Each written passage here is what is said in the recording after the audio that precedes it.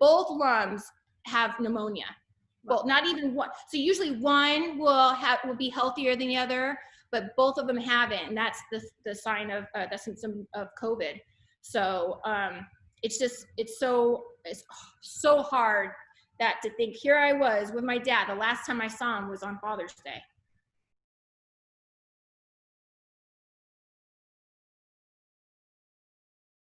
Okay, well, Coco, thank you so much for joining us and with your beautiful family. I know it's been a really hard couple of days with your dad being diagnosed with COVID-19. Yeah. How is he doing? Not good. It's, it's really hard because like no one around us kind of believed in the COVID-19 for so long. But let me just go back a little bit. Ice and I, we live in like a hot spot in New Jersey, New York area. So we stayed quarantined for about a month and a half when we decided, you know what, why don't we go to Arizona, which is our second home there. So everybody feels like they're untouchable because they're spread out here. There's a lot of land. So, when we came out here, my family was in good spirits. No one was sick. And we've been out here for now 2 months. And then all of a sudden we get the spike in Arizona.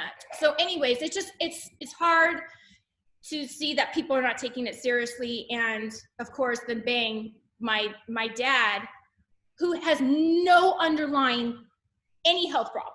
He is a healthy. Ask you, yeah. Were there any concerns, because of his age or any underlying conditions? But there's none of that. No, nothing whatsoever. He's never stepped foot in the doctor's office. Like he doesn't go to the doctors. He's Mr. Tough it out. Like if I get a little bit of cough, a cold, tough it out. But I don't think I've ever seen him have a cold, even. I don't think I've ever seen him sick in my entire life. I think that he maybe contracted the coronavirus. We've been trying to figure that out because we actually saw him on Father's Day and we've been kind of a little bit cautious, like, okay, are we feeling any symptoms? Because that's going on like 11 days now. So we're almost out of that mark where none of our family feels the symptoms, but that's when the first day he started feeling it. What were the symptoms? He was feeling really lethargic. Okay. That was the only symptom he had, was he was feeling lethargic. And if you know my dad is like very much a chatty box. He's very much a conversationalist, and he wasn't talking that day much. So there was something up that we knew. I mostly wanted to do this interview to let people know that I didn't feel like my family could be touched. And to know like the most healthy person in this family is now on the ventilator. About to go on a ventilator. They're talking about that, which is really hard because, I'm pretty much the next of kin and I have a really big family and they put it in my hands to make decisions. So I'm hoping that his numbers will spike in a good way and that we don't have to do the ventilator, so we're just getting really bad numbers today, and it kind of caught me off balance because when I agreed to do this interview, I didn't know I was going to get so much information 30 minutes before this interview. So it's just like if you asked me 4 months ago if I was going to be talking about ventilators with my dad or a parent of mine, I would have said you are kidding because we're quarantined, we're fine. So his girlfriend Donna works for a retirement home too. So there's a likelihood. I mean, that's the thing with the virus, is that it's very difficult to track where it originated from.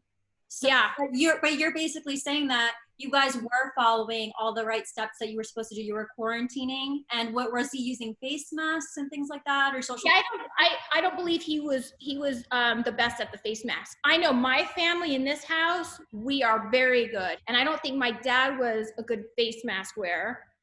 And I think that's the position that he's in right now is because he wasn't. So I'm waiting for people to step up and take those precautions, basically. Yeah, it's hard. You do not want to see a parent go through this. And I was like, I don't think my parents would get it because they're both healthy. So I'm not even worried about it. No, completely. Right now he's stuck in the ICU with both lungs have pneumonia. Well, not even one. So usually one will be healthier than the other, but both of them haven't, and that's the sign of the symptom of COVID. So it's so hard that to think, here I was with my dad. The last time I saw him was on Father's Day. We keep on saying we were untouchable. We were doing all the right things. We're hoping that the rest of the family was, but you can't guide everybody in your family. We have like 50 people in our family, so you can't watch everything you do. But at the same time, I forgot to mention his two sisters have COVID also at the same time. Were they also at that Father's Day barbecue? No, they weren't. One was just admitted to the same hospital that he was in today. The other one's quarantining at home, and she says it's the worst feeling. You feel like you're dying. And it's like, oh my God, I'm like, my family's falling apart. We're here thinking we came to Arizona to get away from the craziness in New York and New Jersey.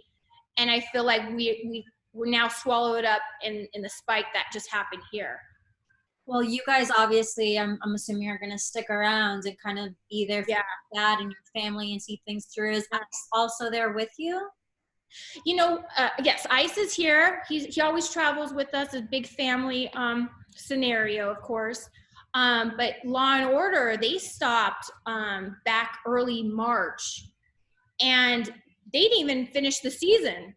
They stopped the season. They were supposed to finish it at the end of April, but they didn't even finish it.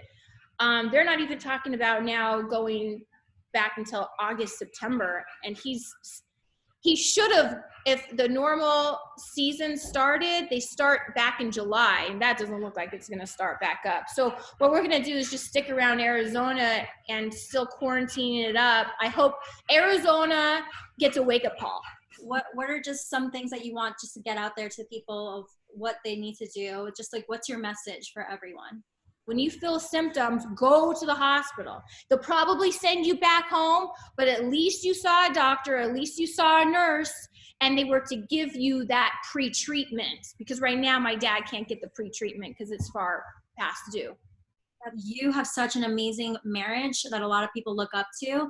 And I would love to hear kind of how Ice has been there for you during this time. He was the one who first shared the news. Was that something on your part that you guys agreed for him to kind of make this news public? You know what? He's been really verbal since day one about everything COVID. Like, he wanted everybody to know that he's had like 10 people that's died around him that he's known. He's known like probably 6 other people that still has it. And people just don't want to think they think just conspiracy out there, that there's just some it's a weird virus.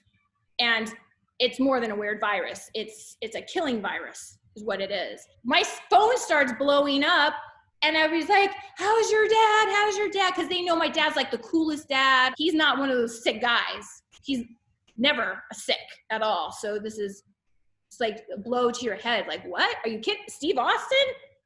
Are you sure we're talking about the same guy? So I just want him to pull through. I've been sending out as much love as I can, but there's only so much I can do from a distance. I just talk to the nurses. I mean, I want to be in the room right now with him and hold his hand and just let him know that his family loves him, to push through.